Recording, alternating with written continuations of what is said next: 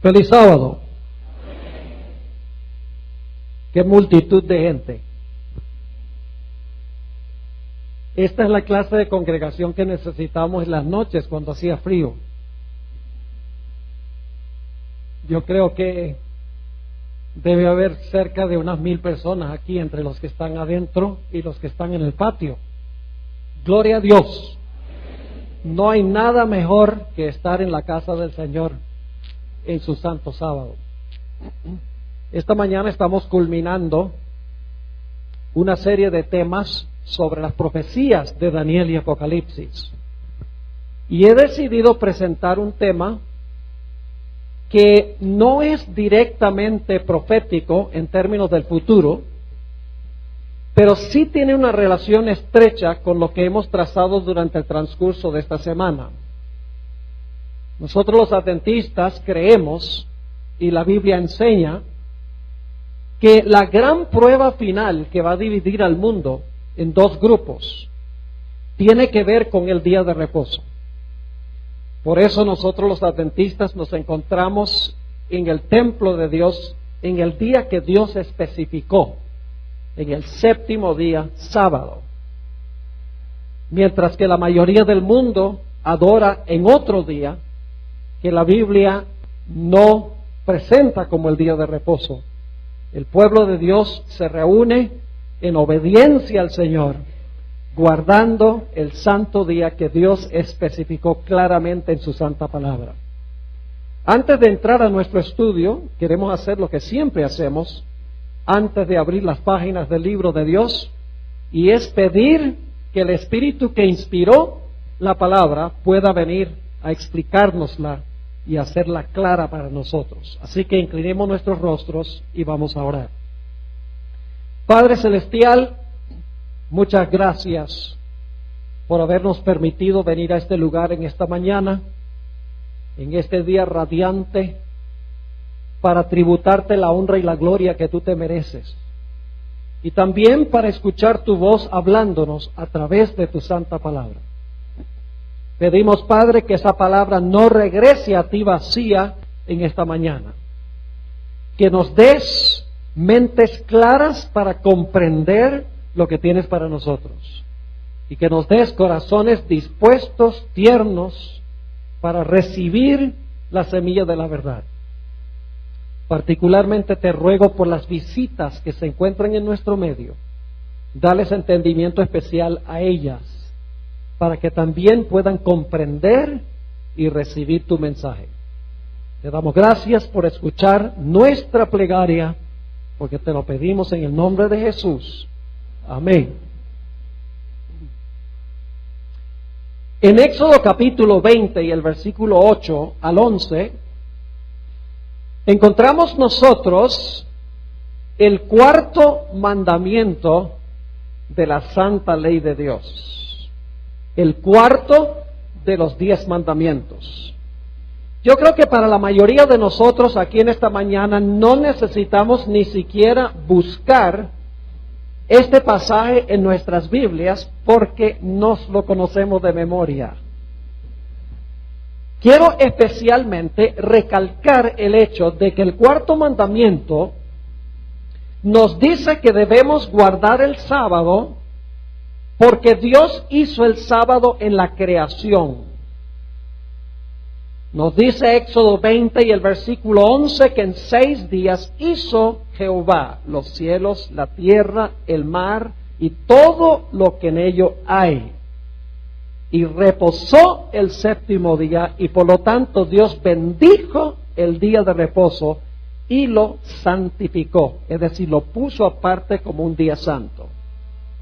Muchos cristianos dicen que el sábado en realidad fue hecho por Dios para los judíos. El problema con ese argumento es que el sábado existió mucho tiempo antes que existiera un judío. Obviamente ustedes saben que Adán y Eva no eran judíos. La palabra judío viene de Judá, uno de los hijos de Jacob. El sábado fue creado antes del pecado. Es parte del plan original de Dios. Fue creado cuando no había ningún judío. Es más, la Biblia nos dice en el libro de San Marcos, el capítulo 2 y el versículo 27, que el sábado fue hecho para el hombre, no para los judíos, sino que el sábado fue hecho originalmente para el hombre. Ahora, en esta mañana no vamos a estudiar el sábado desde la perspectiva de la creación. Lo que les presenté es nada más una introducción para mostrar el origen del sábado, la motivación original para guardar el sábado. Pero en esta mañana vamos a estudiar el sábado desde otra perspectiva distinta, tal vez una perspectiva original, diferente que lo que estamos acostumbrados. Quiero invitarles a ir conmigo en sus Biblias al Evangelio según San Juan, el capítulo 5, y voy a leer los versículos 39 y 40, y luego vamos a ir a los versículos 45 y 46. San Juan, el capítulo 5, y el versículo 39 y 40, y luego los versículos 45 y 46.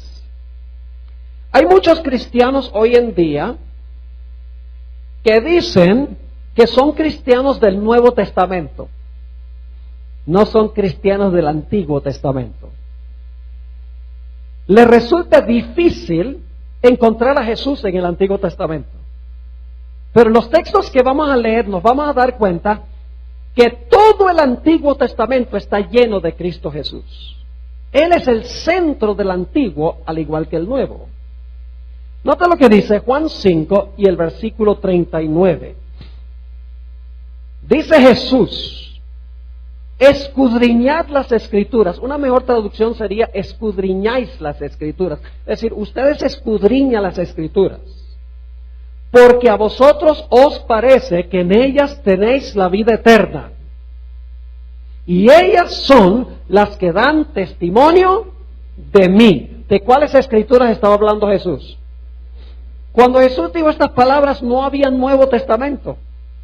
El primer libro del Nuevo Testamento fue escrito décadas después que Jesús dijo estas palabras. Así que cuando Jesús dijo aquí, escudriñáis las Escrituras, porque a vosotros os parece que en ellas tenéis la vida eterna, y ellas son las que dan testimonio de mí, Jesús estaba hablando de las Escrituras del Antiguo Testamento. Y luego en el versículo 40 Jesús dice, y no queréis venir a mí para que tengáis vida. Es decir, ustedes leen el Antiguo Testamento sin mí. Ustedes escudriñan las Escrituras, ustedes creen que al escudriñarlas van a tener la vida eterna, y sin embargo ustedes no quieren venir a mí, de quien hablan esas Escrituras. Ve, los judíos tenían el mismo problema que tienen las iglesias cristianas hoy en día. Los judíos no podían ver a Cristo en el Antiguo Testamento. Y muchos cristianos hoy tampoco ven a Cristo en el Antiguo Testamento. Es el mismo problema que existía allá y existe hoy en día. Ahora vamos al versículo 45, a donde se amplía este pensamiento. Juan 5 y el versículo 45. Jesús aquí ahora le dice a los judíos que están escuchando, no penséis que yo voy a acusaros delante del Padre. Hay quien os acusa, Moisés, en quien tenéis vuestra esperanza. Es decir, no crean ustedes, dice Jesús, que yo los voy a acusar a ustedes. Yo no necesito acusarlos a ustedes. El que los acusa a ustedes es ¿quién? Moisés. Ahora fíjense lo que dice el versículo 46. Porque si creyeseis a Moisés, me creeríais a mí, porque de mí escribió él. En cuanto a quién escribió Moisés. ¿Y cómo es que los cristianos dicen que el Antiguo Testamento es Israel y los judíos y el Nuevo Testamento es Cristo?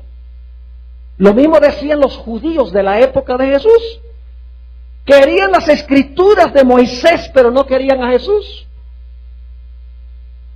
Ahora, esta mañana vamos a estudiar primordialmente un versículo de los escritos de Moisés para ver cómo encontramos a Jesús allí. Y tiene una relación con el sábado. Ahora vamos a mirar otros textos, pero hay un texto especial sobre el cual me quiero enfocar. Deuteronomio, el capítulo 8 y el versículo 3. Deuteronomio, el capítulo 8 y el versículo 3. Les doy un poquito de trasfondo. El pueblo de Israel salió de Egipto para cruzar el desierto a la tierra de Canaán. Claro, cruzando un desierto y estando todo el tiempo en movimiento, el pueblo de Israel no podía sembrar. Y por lo tanto, ¿cómo podían ellos vivir por un periodo de años en el desierto sin poder sembrar y sin poder cosechar? La respuesta es que Dios, según la Biblia, le dio a Israel un pan del cielo que se llama maná. Dios le dijo a Israel, yo les voy a llover pan de la panadería celestial. Y la Biblia dice que es pan de ángeles, no porque los ángeles lo comen, sino porque los ángeles son los que trabajan en la panadería de Dios. Ellos son los que hacen el pan. Por eso en el Salmo 78 se llama pan de ángeles. Ahora, cuando Dios llovió pan del cielo por primera vez, el pueblo de Israel salió y vio todo este alimento, todo este pan en el suelo, y empezaron a decir, maná, maná, que significa, ¿qué es esto? ¿Qué es esto? De ahí viene la palabra maná. ¿Qué es esto? Porque el pueblo de Israel nunca había visto maná. Ahora la pregunta clave es, ¿por qué dio Dios el maná? ¿Cuál fue el propósito central por el cual Dios dio el maná a Israel? Generalmente cuando hago esta pregunta, la gente dice, bueno, Israel estaba cruzando el desierto, necesitaban comida, no podían sembrar y cosechar, así que Dios les dio el maná para satisfacer su necesidad de alimento físico. Pero yo quiero que leamos Deuteronomio 8:3 y van a darse cuenta que la razón principal por la cual Dios dio el maná no fue para que fuera alimento fisiológico. Dice allí, en Deuteronomio 8:3, Moisés está escribiendo después en cuanto a lo que sucedió en el pasado, dice, hablándole a Israel, y te afligió, y te hizo tener hambre, y te sustentó con maná, comida que no conocías tú, ni tus padres la habían conocido. Y ahora viene la razón por la cual Dios dio el maná. Dice, para hacerte saber que no solo de pan vivirá el hombre, mas de todo lo que sale de la boca de Jehová vivirá el hombre. ¿Por qué dio Dios el maná? Para satisfacer sus necesidades físicas, primordialmente, eso también, pero no es la razón central. Dice que Dios dio el maná para que Israel supiera que no debía vivir solo por pan, sino que debe vivir por toda palabra que sale de la boca de Dios. Ahora yo quiero preguntar, ¿qué representa entonces el maná? El maná representa la palabra de Dios. Se hace un paralelo entre el maná y la palabra de Dios. Ahora, quiero leerles otro pasaje a donde nos dice que el maná no era solo alimento físico. Vamos a 1 de Corintios, el capítulo 10 y los versículos 1 al 4.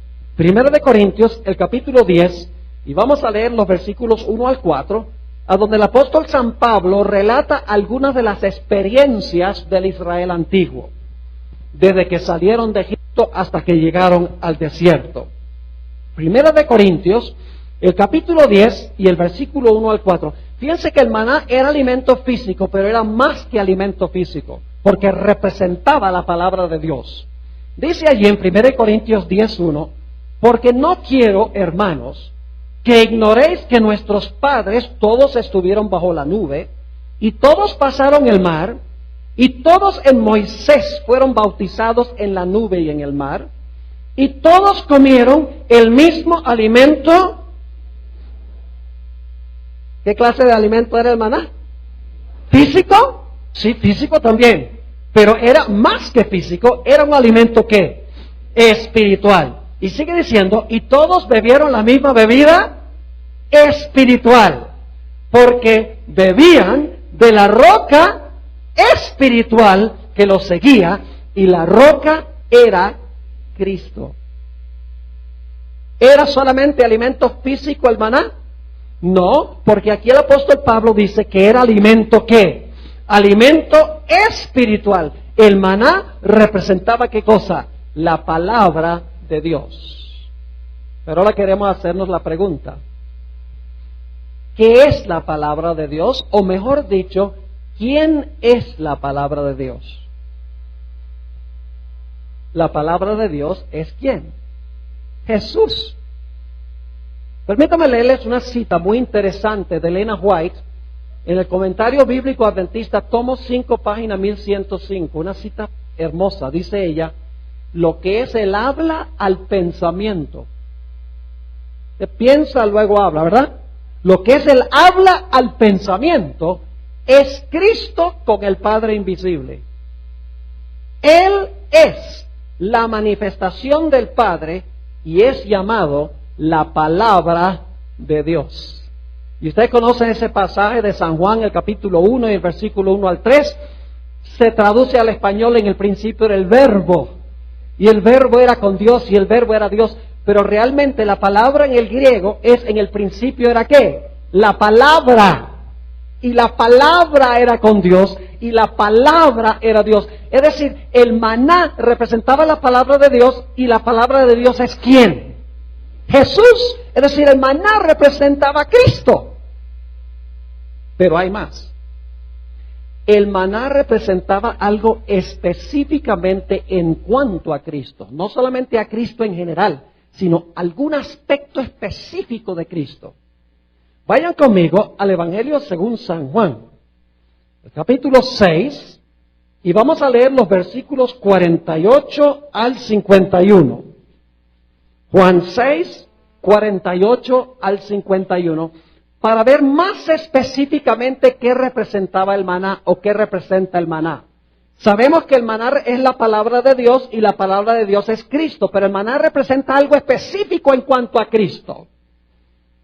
Dice allí, en Juan 6, 48, está hablando Jesús: yo soy el pan de vida. Vuestros padres comieron el maná en el desierto y murieron.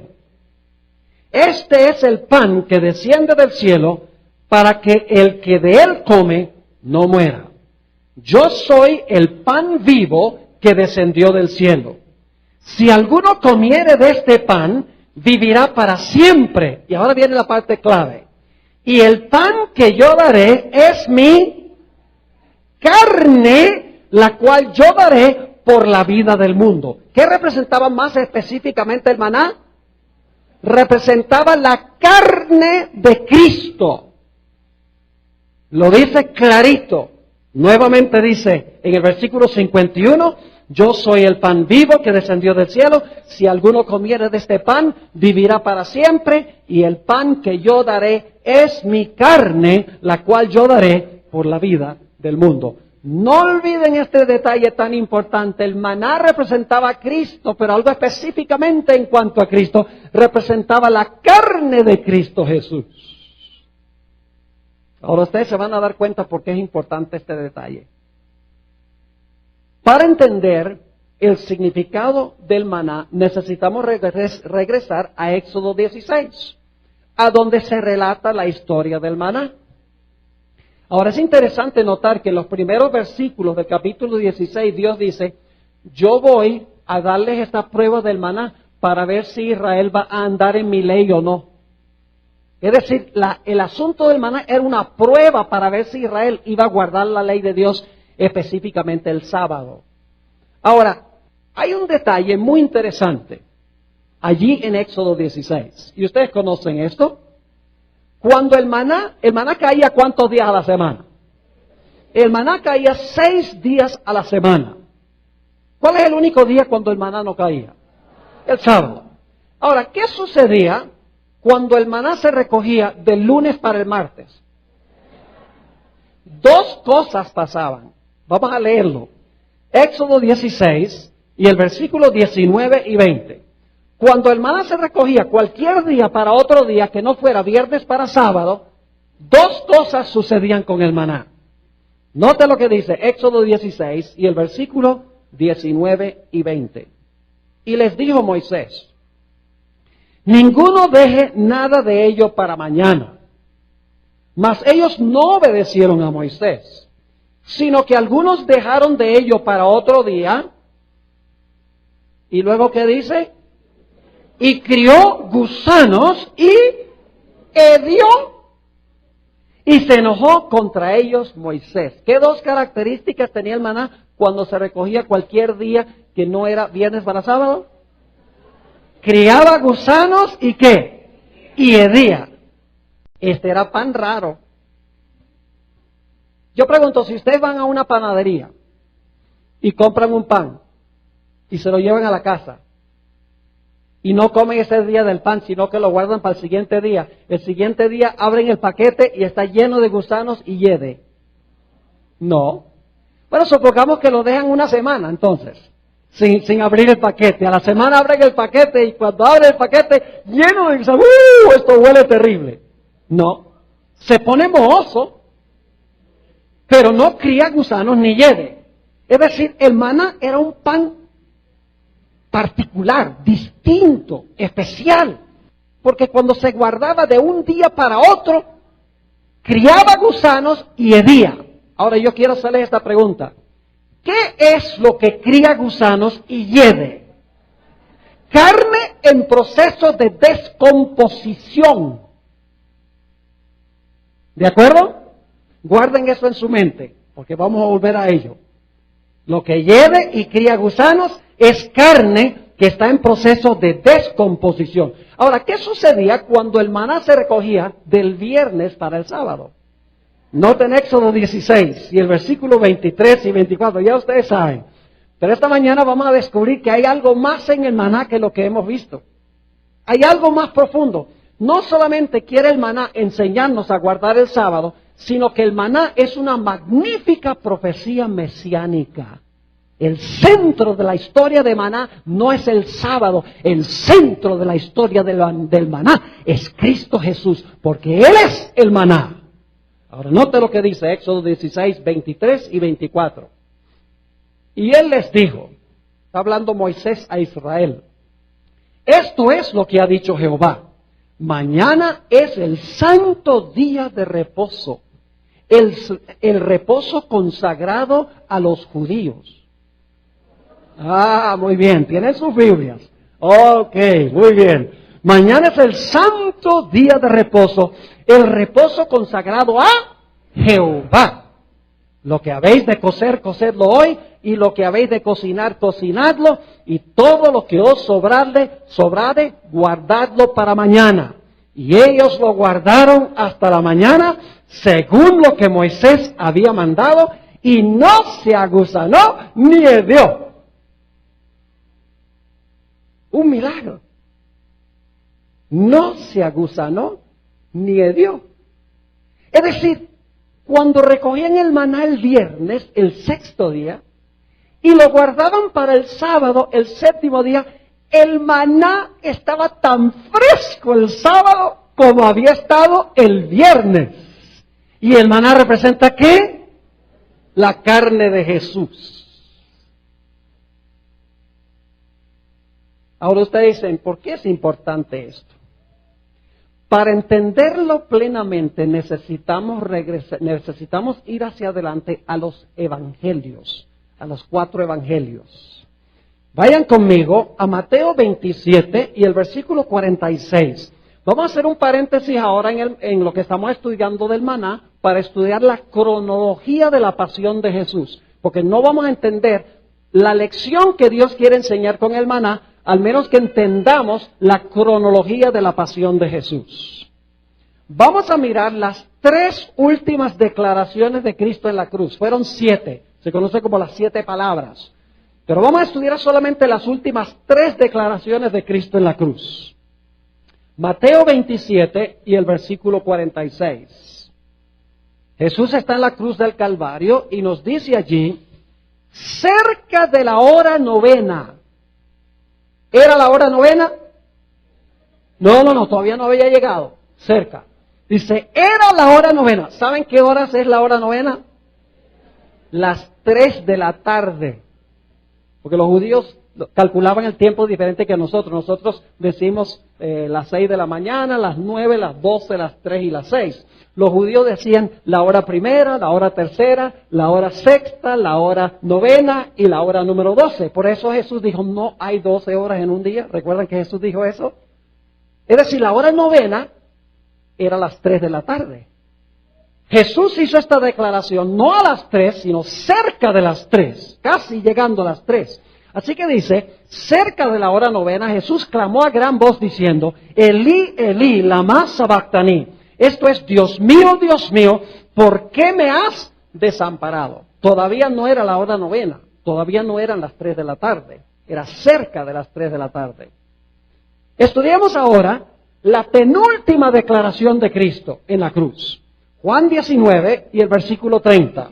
Juan 19 y el versículo 30. La penúltima declaración de Jesús, de las 7 declaraciones de Cristo en la cruz. Dice allí, en un texto muy bien conocido, Juan 19 y el versículo 30, cuando Jesús hubo tomado el vinagre, dijo, ¿qué cosa? Consumado es. Y habiendo inclinado la cabeza, entregó el Espíritu. Pero ahora escuchen bien. Jesús hizo otra declaración antes de entregar el Espíritu. Lo que pasa es que no está en Juan, sino que está en Lucas. Por eso tenemos 4 evangelios, porque al estudiar los 4 evangelios sabemos la historia completa. Vamos a Lucas, el capítulo 23 y el versículo 46 para ver cuál es la última declaración de Cristo en la cruz antes de morir. Lucas 23 y el versículo 46.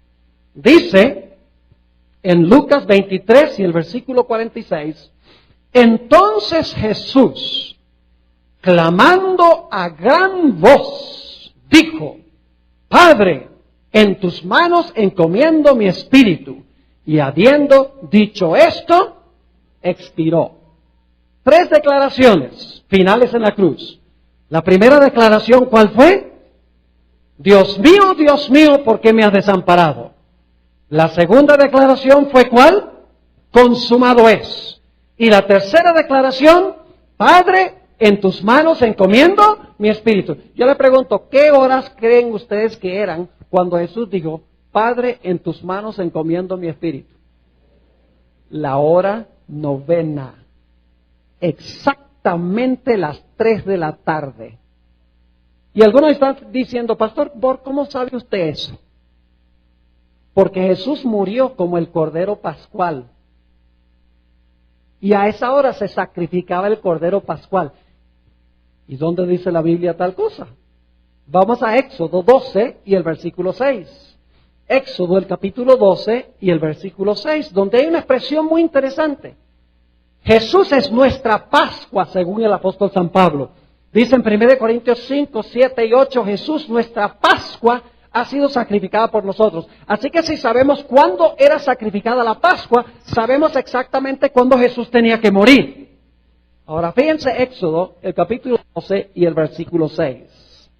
Hablando del Cordero Pascual, dice, y lo guardarás hasta el día 14 de este mes, del mes de Nisan, el primer mes del año religioso judío. Lo guardarás hasta el día 14 de este mes. Y ahora escuchen bien. Y lo inmolará. ¿Qué significa inmolará? Significa sacrificar, ¿verdad? Como holocausto. Dice, y lo inmolará toda la congregación del pueblo de Israel. ¿Cuándo? Algunas versiones dicen al atardecer. Otras versiones dicen, ¿qué cosa? Entre las 2 tardes. Y así dice el hebreo en que fue escrito ese texto. No dice al atardecer, dice entre las 2 tardes. Así dice en el idioma original. Ahora ustedes están pensando, pero Pastor Borg, ¿cómo que este asunto de entre las 2 tardes? Nosotros sabemos que había una tarde, la Biblia dice de tarde a tarde, guardaréis vuestros sábados, y esa tarde es cuando se oculta el sol. Pero aquí dice que había 2 tardes, entre las 2 tardes. ¿Qué es eso? Es muy sencillo, no es complicado. ¿Cómo llamamos nosotros las horas entre las 6 de la mañana y las 12 del día? Las horas de la mañana. Y a partir de mediodía en adelante decimos son las horas de ¿qué? Las horas de la tarde. La primera tarde es cuando el sol alcanza su meridiano y empieza su descenso. Esa es la primera tarde. La segunda tarde es cuando ¿qué? Cuando se oculta el sol. Entonces yo pregunto, ¿cuándo sería entre las dos tardes? Entre las dos tardes sería entre las 12 y las 6. ¿Qué sería qué horas? A las 3 de la tarde. Es decir, el Señor Jesucristo murió exactamente a la hora novena. Su primera declaración fue cerca de la hora novena. La segunda, más cerca de la hora novena. Y cuando Jesús dijo, Padre, en tus manos encomiendo mi espíritu, y expiró, en ese momento llegaron las 3 de la tarde, exactamente entre las 2 tardes. Ahora escuchen, el Cordero Pascual era sacrificado a las 3 de la tarde. Pero luego era necesario preparar el Cordero Pascual para que cuando se ocultara el sol, el pueblo de Israel participara del Cordero Pascual y el pueblo de Israel comiera pan sin levadura cuando se ocultara el sol. Es decir, que se necesitaba preparar el Cordero. Había un proceso de preparación. Y entonces, después de la preparación, la gente participaba, comía el Cordero y participaba de pan sin levadura ya cuando se ocultaba el sol. Y entonces ya no era el 14 de Nisan, sino era el 15 de Nisan, cuando en verdad se comía el Cordero. Era sacrificado el 14 a las 3 de la tarde, pero el pueblo participaba de él después de la puesta del sol el 14, el 15 de Nisan, que compensaba la fiesta del pan sin levadura. Y entre ese tiempo se preparaba el Cordero para que el pueblo participara de él. Ahora yo quiero preguntarles, después de la muerte de Cristo, ¿fue necesario un proceso de preparación antes de que Jesús fuera sepultado? Claro que sí. Escuchen todo lo que tuvo que pasar. Era necesario que José de Arimatea fuera a pedir su cuerpo, según dicen los evangelios. Era necesario bajar el cuerpo de Jesús de la cruz. Era necesario lavar o limpiar el cuerpo de Jesús.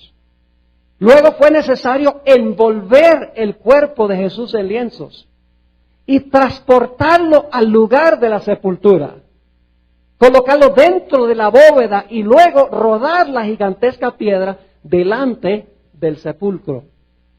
¿Ustedes creen que eso tomó 5 minutos? ¡No!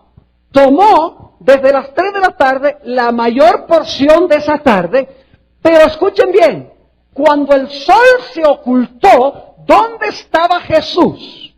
Estaba descansando en el sepulcro. Porque los judíos dijeron, tenemos que bajar el cuerpo y tenemos que sepultar el cuerpo antes que comience ¿qué? El sábado. Es decir, así como el Cordero Pascual se preparaba después de la muerte del Cordero y pasaba cierto tiempo, cocinaban el Cordero y preparaban la comida y luego se ocultaba el sol y venía la fiesta del pan sin levaduras y participaban del Cordero. De la misma manera, entre las 3 de la tarde y la puesta del sol, se preparó el cuerpo del verdadero Cordero de Dios que quita el pecado del mundo. Y luego fue depositado en el sepulcro inmediatamente antes de comenzar el sábado, lo cual significa que tiene que haber reposado en el sepulcro las 24 horas del sábado. Ahora estudiemos la secuencia de días de la pasión de Cristo.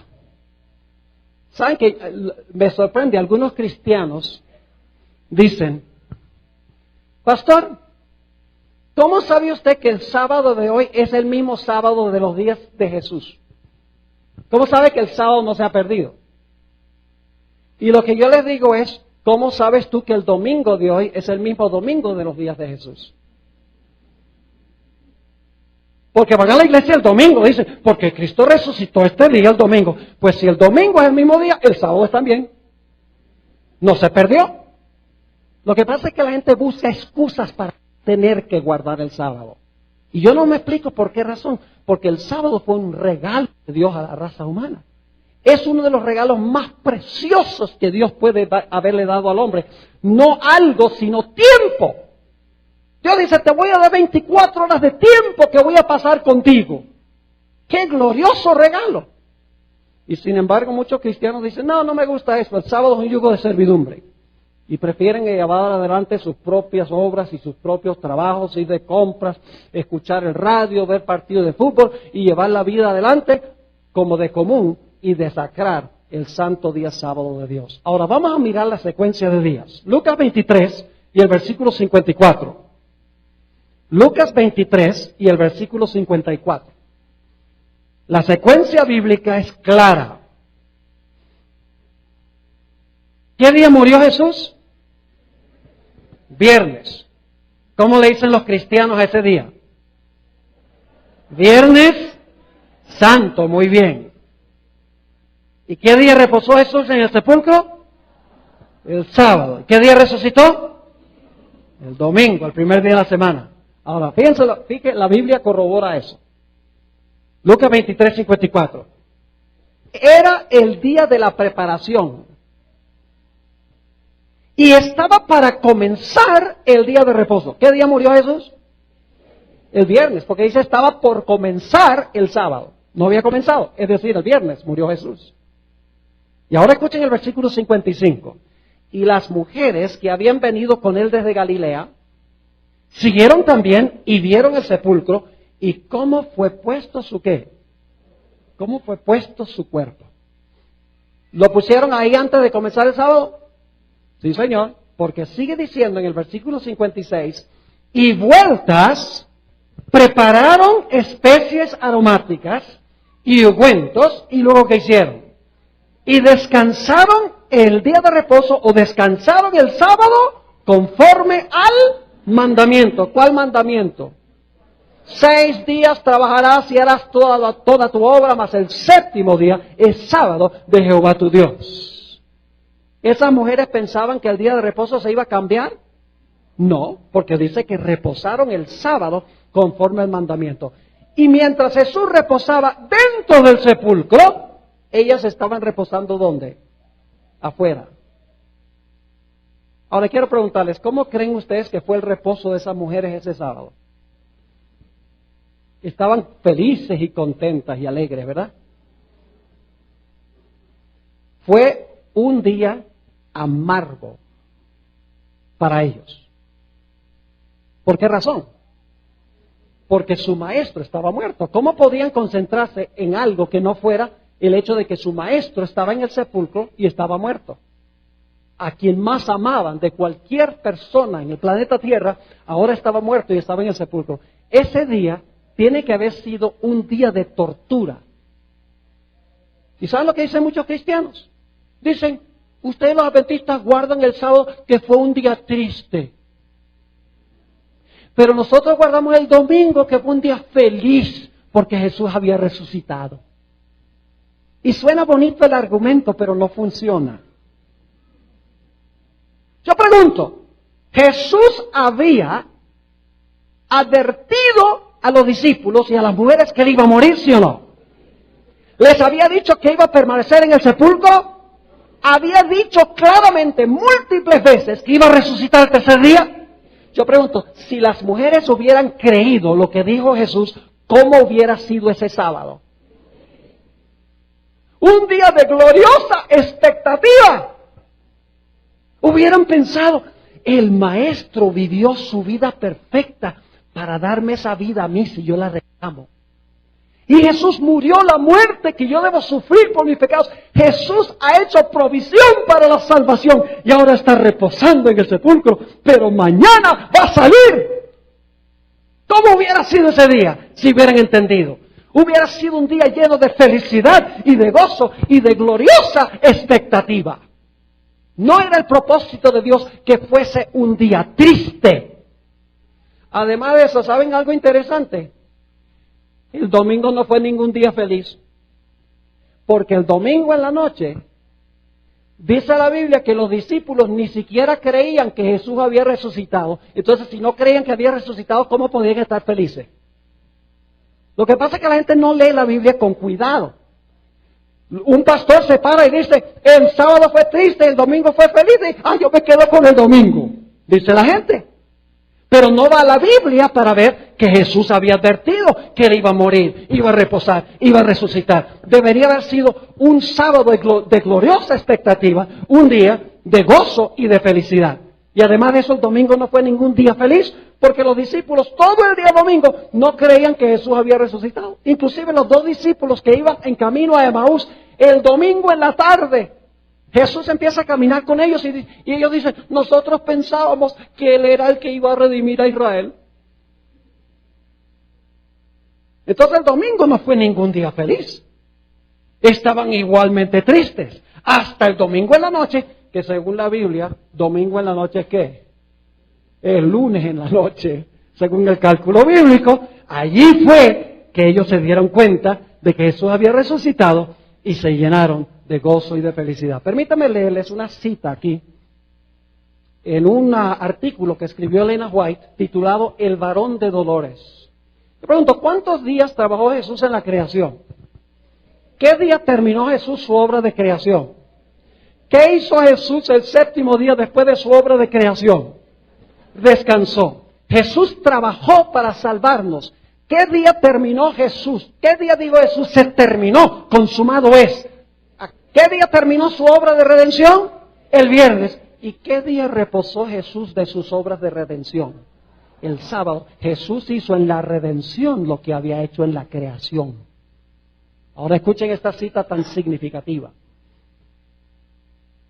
Esta escritora, con 2 años y medio de educación primaria, que la gente critica mucho, pero los que la critican no la leen. ¿Saben? Yo he descubierto algo. Yo no formo mi opinión de alguien ni por lo que dicen los enemigos ni por lo que dicen los amigos. No creo lo que dicen los enemigos porque lo van a pintar peor de lo que es. Y no creo tampoco en los amigos porque lo van a pintar mejor que lo que es. ¿Saben lo que hago? Voy a la fuente yo mismo.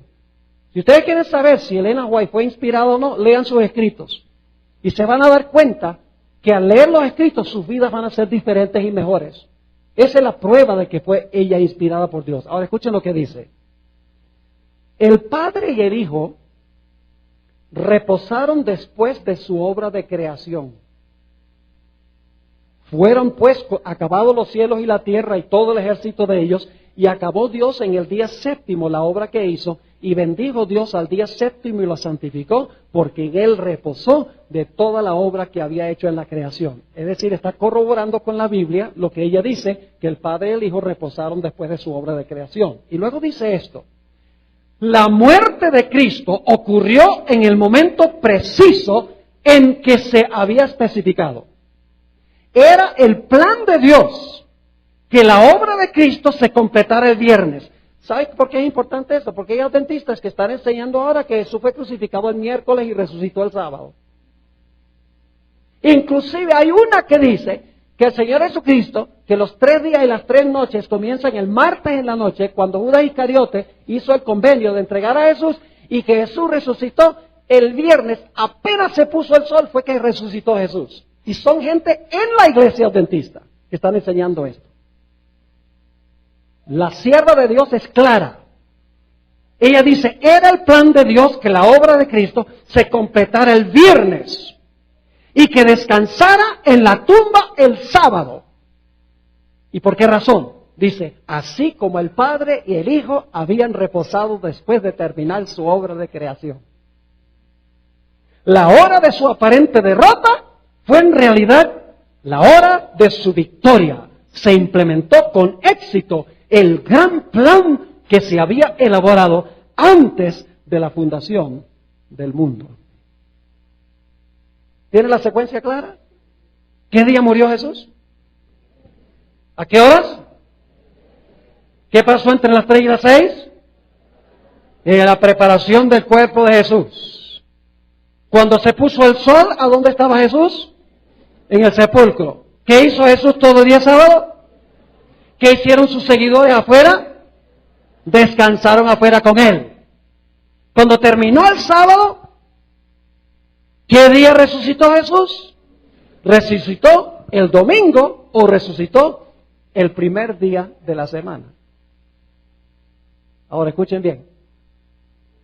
Me quedo maravillado al ver cómo cuando se celebra la Semana Santa, todo el mundo dice, Domingo de Ramos, miércoles de ceniza, jueves santo, viernes santo, domingo de resurrección. ¿Y el sábado qué? No se dice nada del sábado, porque Satanás quiere esconder el sábado. Y yo sé que le dicen sábado de gloria, pero eso no se oye mucho. O sábado de la Virgen también le dice, pero no se dice casi nada del sábado. Es jueves santo y viernes santo, domingo de resurrección, miércoles de ceniza y domingo de Ramos. Y se exaltan todos los días y el sábado como que se pierde. Porque Satanás odia el sábado, porque el sábado nos recuerda del Creador y del Redentor. Ahora escuchen bien. ¿Por qué razón resucitó Jesús el domingo? Si han estado prestando cuidadosa atención de lo que hemos estado estudiando, yo creo que ustedes ya lo saben. ¿Qué tenía que suceder todo el día sábado con Jesús? ¿Tenía que qué? Tenía que reposar en el sepulcro. Entonces, ¿qué día iba a resucitar? Pues si iba a reposar todo el día sábado en el sepulcro, como reposó todo el sábado en la creación, pues ¿qué día iba a resucitar entonces? El siguiente día. Es decir, el día importante no es el domingo, el día importante es ¿qué? El sábado. No es el domingo lo que es importante, es el día antes del domingo. Porque Jesús, según las profecías, tenía que descansar en el sepulcro todo el día sábado. Y entonces, lógicamente, tendría que resucitar el siguiente día, que es el domingo. Pero no es porque el domingo era santo, es porque el sábado era santo. Ahora, vamos a ampliar un poquito este punto. Volvamos a Juan 6:51. Porque hay que volver ahora al maná. Ahí vamos a ver por qué razón es que Jesús resucitó el domingo, claramente. Juan 6 y el versículo 51, ya lo leímos, vamos a leerlo de nuevo. Está hablando Jesús y dice, yo soy el pan vivo que descendió del cielo. Si alguno comiere de este pan, vivirá para siempre, y el pan que yo daré es mi ¿qué? Es mi carne, la cual yo daré por la vida del mundo. ¿Qué representa el maná? La carne de Cristo. ¿Qué pasaba el sábado con el maná?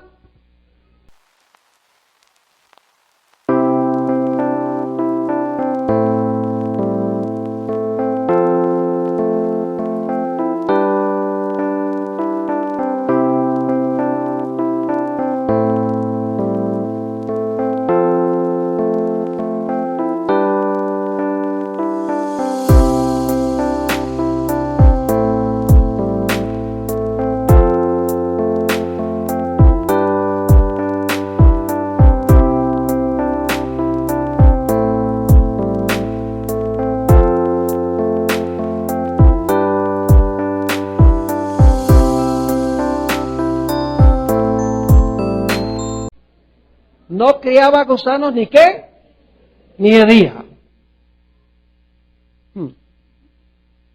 ¿Está registrando? Vamos al Salmo 16. Salmo 16 y el versículo 8. Y mientras ustedes están buscando, yo quiero preguntarles algo. ¿Qué hubiera sucedido con un cuerpo normal si la persona hubiera muerto el viernes? ¿Qué hubiera comenzado inmediatamente? El proceso de descomposición, que últimamente llevaría a criar gusanos y a qué? Y a oler. ¿Y qué representaba el maná? Salmo 16, 8 al 10, una profecía mesiánica. Y la estoy leyendo de la Nueva Versión Internacional que tiene la mejor traducción. Dice así. Y aquí está hablando Jesús 1000 años antes de venir a esta tierra. Es una profecía donde está hablando Jesús. Pero lo que va a ocurrir 1000 años después. Dice, a Jehová he puesto siempre delante de mí, porque está a mi diestra, no seré conmovido. Se alegró por tanto mi corazón, y se gozó mi alma. Y ahora escuchen bien. Mi carne también. ¿Cuál es la siguiente palabra?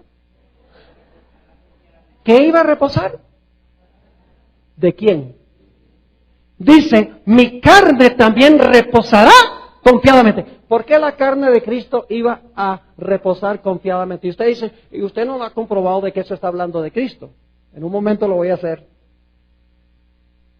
Pero note que dice, mi carne también reposará confiadamente. ¿Por qué razón?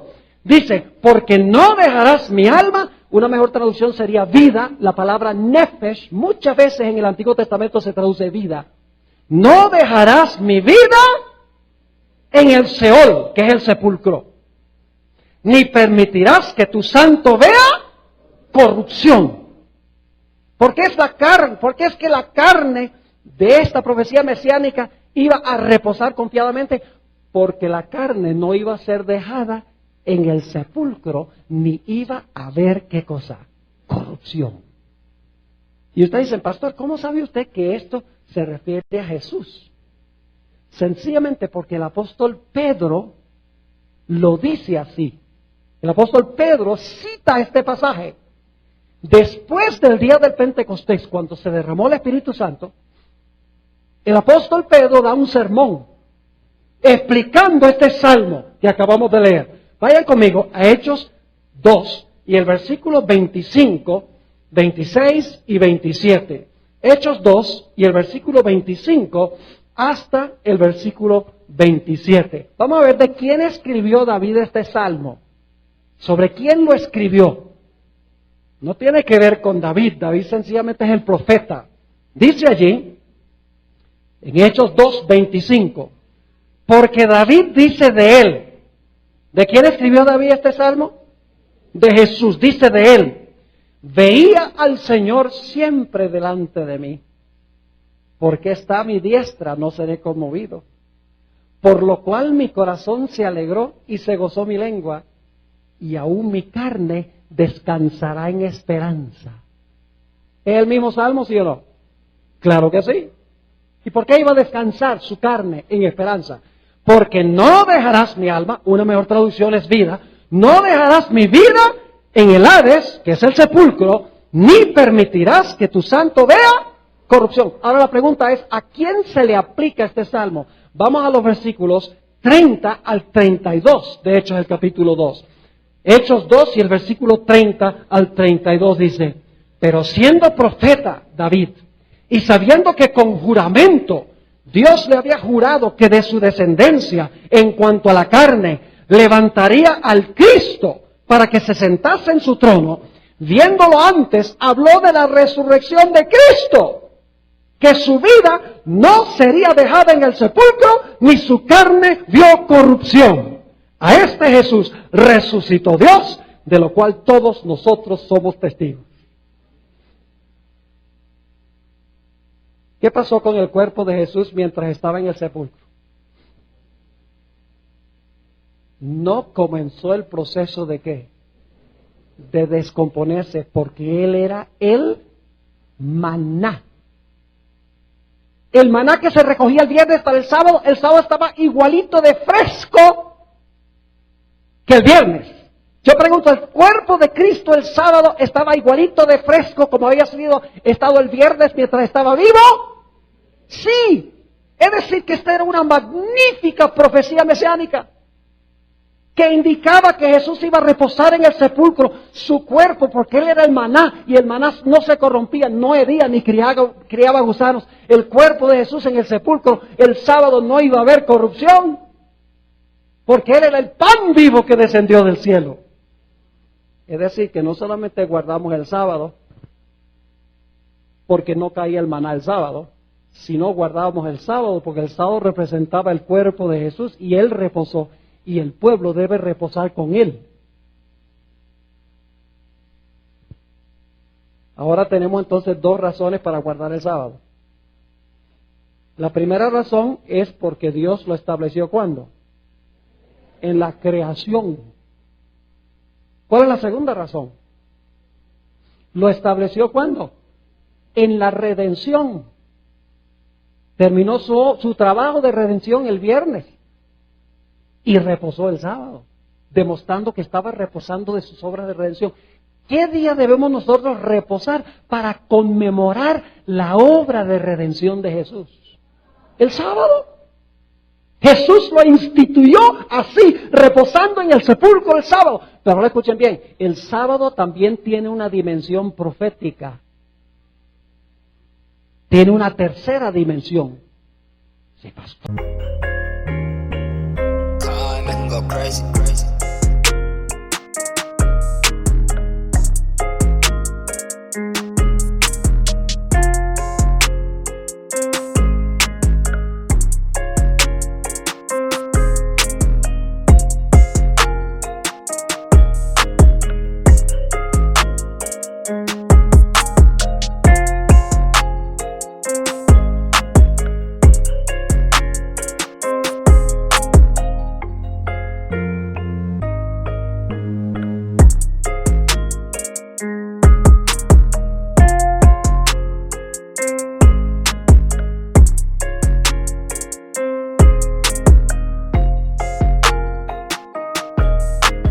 ¿Tiene una tercera dimensión el sábado? Sí, señor. Vayan conmigo a Isaías 66 y el versículo 22 y 23. Isaías 66 y el versículo 22 y 23. Un pasaje que ustedes conocen muy bien. Está hablando del futuro. ¿Hay alguna futura dimensión del sábado? Claro que sí. Dice allí en Isaías 66, 22. Porque como los cielos nuevos y la nueva tierra que yo hago, ¿qué va a hacer Dios? Cielos nuevos y tierra nueva que yo hago, permanecerán delante de mí, dice Jehová. Así permanecerá vuestra descendencia y vuestro nombre. Y de mes en mes. ¿Por qué de mes en mes? Porque en la Nueva Jerusalén hay un árbol que se llama el árbol de la vida y produce su fruto cada mes.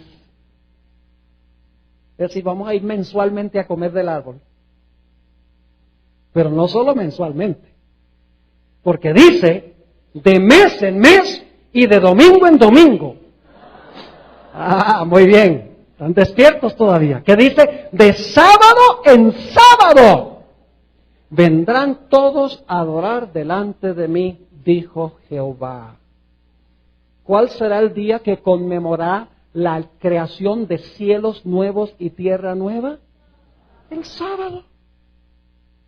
¿Cómo es que los cristianos hoy en día dicen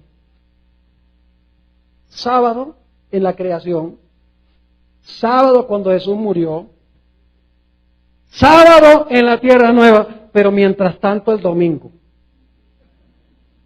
El plan de Dios con el sábado nunca ha cambiado.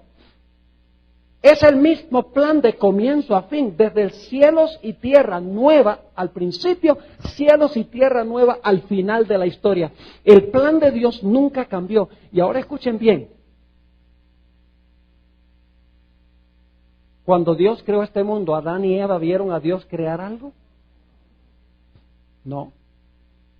El primer día, Dios dice que creó la luz. Adán y Eva no andaban por ahí todavía. Segundo día, cuando creó el firmamento, ¿vieron a Adán y Eva la creación del firmamento? No. ¿Vieron la creación de la tierra seca, las plantas, los árboles, las flores? No. ¿Vieron a Dios ubicar el sol, la luna y las estrellas en sus lugares? No. ¿Vieron la creación de las aves? No. ¿De los peces? ¿De los animales terrestres? ¿Vio Dios a Adán, a Dios crearlo a él? No, realmente Dios lo creó y ahí estaba. Ahora escuchen esto, qué interesante. Que cuando Dios creó a Eva, durmió Adán, así que Adán ni siquiera vio la creación de Eva. ¿Cómo podían estar seguros Adán y Eva de que Dios era el creador? No por vista, sino por fe. Yo le digo, yo hice todo esto y los hice a ustedes. ¿Cómo podrían estar Adán y Eva seguros de que Dios les estaba diciendo la verdad? Sencillamente tenían que aceptarlo como por fe. Pero ahora escuchen, cuando Dios haga cielos nuevos y tierra nueva va a ser diferente. ¿En cuántos días creen ustedes que Dios va a hacer cielos nuevos y tierra nueva? ¿Sabe? Por un tiempo yo pensaba que cuando Dios haga cielos nuevos y tierra nueva va a decir, haya cielos nuevos y tierra nueva, todo está ahí. Ya no creo eso. Dios va a crear este mundo en 6 días, como lo hizo al principio. Y usted dice, pastor, ¿cómo sabe usted eso? Es muy sencillo. Usted no puede guardar el séptimo, al menos que tenga los primeros 6.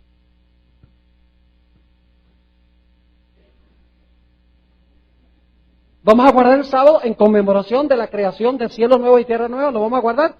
¿Cómo usted puede guardar el séptimo si Dios no usó los primeros 6 para crear? ¿Me están entendiendo? Dios va a hacer este mundo en 6 días, pero va a ser diferente.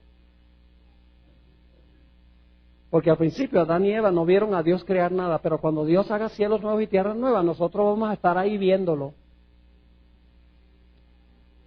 Imagínense, vamos a tener asientos especiales,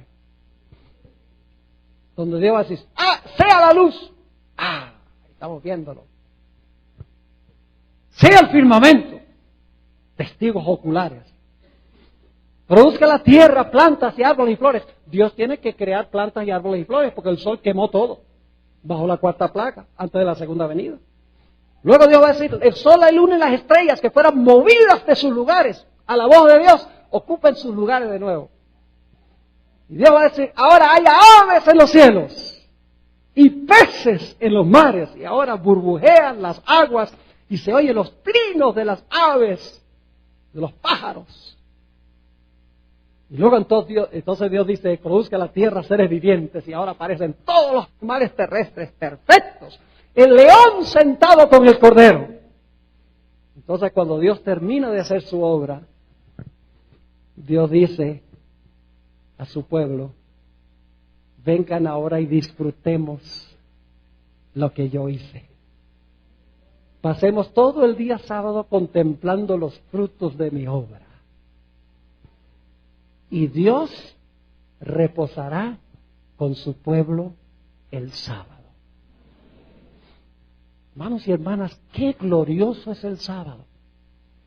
Nos conmemora nuestro gran Dios creador, nos conmemora nuestro gran Dios redentor y apunta hacia el tiempo cuando nuestro Dios que nos creó y nos redimió va a ser cielos nuevos y tierra nueva a donde habita la justicia. Y vamos a trabajar 6 días, como dice el mandamiento, y vamos a reposar cada séptimo día. Iremos allá a adorar a Dios, y adoramos a Dios porque Él es nuestro creador. Alguna persona dice, bueno, pastor,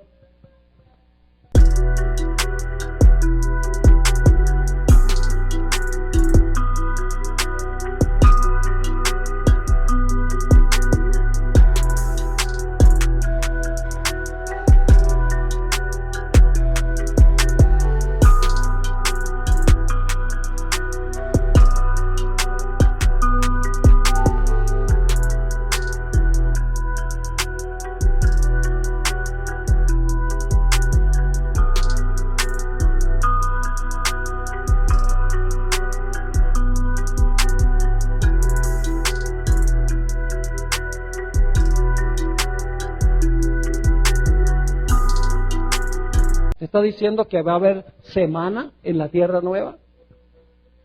Claro que sí. Y algunos dicen, no, pero Apocalipsis dice que en la ciudad no había ni sol ni luna. Si no hay sol ni luna, ¿cómo puede haber día y noche? Lo que pasa es que la gente no lee con cuidado ese texto. Apocalipsis 21-23 dice, la ciudad no tenía necesidad de sol ni de luna. No dice toda la tierra, dice la ciudad no tenía necesidad de sol ni de luna. No es que no existan el sol ni la luna. ¿Sabe? Hay meses. ¿Va a haber meses, sí o no? Cada mes el árbol de vida produce su fruto. Si hay meses, hay semanas. Y si hay semanas, hay días. Ahora usted dice, bueno, pastor, ¿pero qué está diciendo usted entonces que en la ciudad no hay necesidad de sol ni de luna? Ilustración. Supongamos que yo tengo una linterna. Y ahorita mismo yo salgo afuera, está el sol radiante. Y tengo prendida la linterna y estoy caminando así. ¿Se ve la luz de la linterna? No, inclusive la gente decía, este está loco. ¿Para qué necesita la linterna si el sol está brillando? Escuchen, no hay necesidad de linterna porque el sol es tan deslumbrante que la luz de la linterna ni siquiera se ve. Por eso dice, la ciudad no tiene necesidad de sol ni de luna, porque Dios es la luz de la ciudad. Y su luz deslumbra el sol y la luna. Y en Isaías 24 dice que el sol se avergonzará. Y la luna también. Cuando Jehová reine en Sión y en la santa Nueva Jerusalén. Hermanos y hermanas, qué glorioso regalo nos ha dado Dios. Cada séptimo día nos da tiempo para que recordemos nuestro origen, para que recordemos nuestra redención y para que miremos con expectativa aquel gran día cuando nuestro Dios hará cielos nuevos y tierra nueva. ¡Qué regalo tan glorioso! Nos lo dio para que nos acordáramos cada semana, para que no nos olvidemos. Por eso el mandamiento dice, acuérdate del día de sábado para santificarlo. ¿Cuántos quieren agradecerle a Dios por habernos dado este maravilloso regalo, el regalo del sábado? Gloria al Señor. Ahora yo quiero hablar un momento con aquellas personas que están visitándonos, que posiblemente nunca habían oído esto. Porque esto puede ser nuevo para algunas personas aquí. ¿Hay alguien aquí que en su corazón sabe que lo que hemos hablado es la verdad? Lo desconocían. Y quieren decirle al Señor Jesús, yo también quiero disfrutar de las bendiciones de tu santo sábado.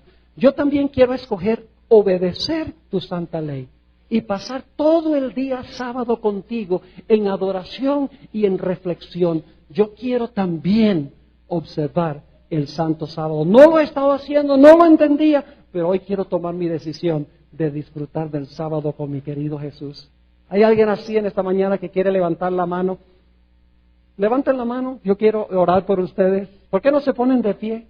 Porque las manos, yo no veo las manos, hay tanta gente aquí, un mar de gente. Póngase de pie, gloria a Dios. ¿Quién no va a querer? ¿Quién no va a querer? ¿Es una bendición el sábado? Las iglesias dicen, no, el sábado es un yugo de servidumbre. Ay, no puedes hacer esto y no puedes hacerlo. ¿Sabe? El sábado yo estoy tan ocupado, concentrado en Dios, que no tengo tiempo para nada más. Si tú estás pensando, ay, no puedo comprar, y no puedo ver televisión, y no puedo ir a jugar fútbol, y tú prefieres eso que pasar el tiempo con Jesús, entonces tú tienes un problema con la relación con Jesús. Porque no hay nada mejor que pasar el tiempo con Jesús. ¿Hay alguien más que quiere colocarse de pie y decirle al Señor Jesús, sí, yo también quiero? Quédense de pie porque yo voy a tener una oración para ustedes. ¿Alguien más? Gloria a Dios. Tenemos algunos parados que levantan la mano y dicen, yo estoy parado, pero también tomo mi decisión de guardar el sábado. Gloria a Dios. Allá atrás, en el balcón, tenemos también algunas personas paradas. Gloria a Dios, gloria a Dios. ¿Alguien más? No voy a mandarles a pasar al frente, no vamos a tomar sus nombres, no los vamos a comprometer, porque el compromiso no es conmigo ni con la iglesia adventista, el compromiso es con Dios. El compromiso del sábado es con Dios. La iglesia adventista guarda el sábado, y creo que es la iglesia que enseña la verdad, y creo que algún día los que se han parado van a querer integrarse a la iglesia, pero la decisión hoy es la decisión de guardar el santo sábado del Señor. Gloria a Dios. Voy a tener una palabra de oración ahora. Quiero pedir que los que se pusieron de pie se queden de pie. Si hay alguno más que quiere pararse durante la oración, lo puede hacer también. Oremos. Padre, estamos culminando hoy una semana de estudio profético y hemos estudiado la tremenda importancia de tu santo sábado. Ahora sabemos por qué va a ser la señal que va a dividir a la raza humana en el tiempo del fin. porque va a decidir quién va a servir al Creador guardando su día y quién va a servir a la bestia y el día que la bestia estableció. Padre, sabemos que no es cuestión de días, es cuestión de cuál autoridad aceptamos nosotros. Y el día sencillamente es la forma externa en que mostramos si aceptamos la autoridad de Dios o la autoridad de la bestia. Padre, te damos gracias por habernos dado tu santo sábado. Perdónanos por haberlo considerado un yugo de servidumbre. Te doy gracias por aquellas personas que han respondido a tu llamado, se han colocado de pie, expresando su deseo de disfrutar del reposo del sábado. Te ruego, Señor, que esta sea una realidad en sus vidas a partir del día de hoy. Y todos los demás que hemos guardado el sábado ya por un tiempo, pedimos, Señor, que cada semana el sábado sea una experiencia fresca, nueva, con nuestro Señor Jesús.